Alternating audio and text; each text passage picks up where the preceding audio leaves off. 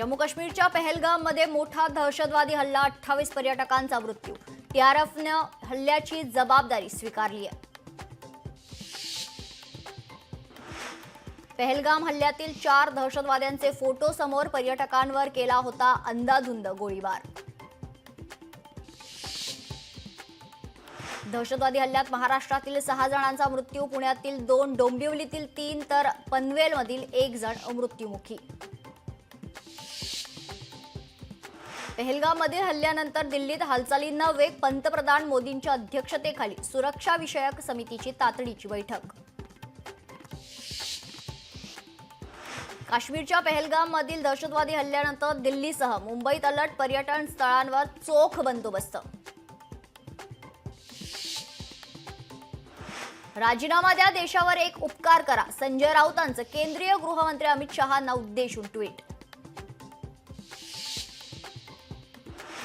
अमेरिकेचे राष्ट्राध्यक्ष Donald Trump यांच्याकडून काश्मीरमधील दहशतवादी हल्ल्याचा निषेध. दहशतवादाविरोधात अमेरिका भारताबरोबर खंबीरपणे उभी, ट्रम्प यांची पोस्ट.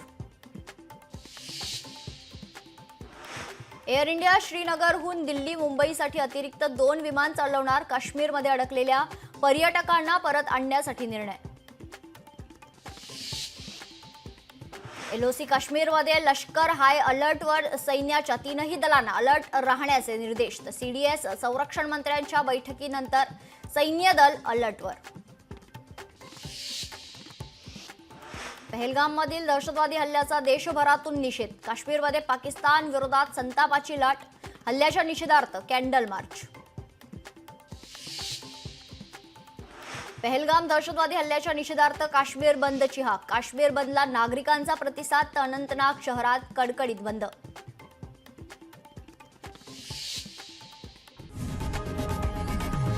लोकशाही मराठी ऐका, पहा, जागरूक रहा.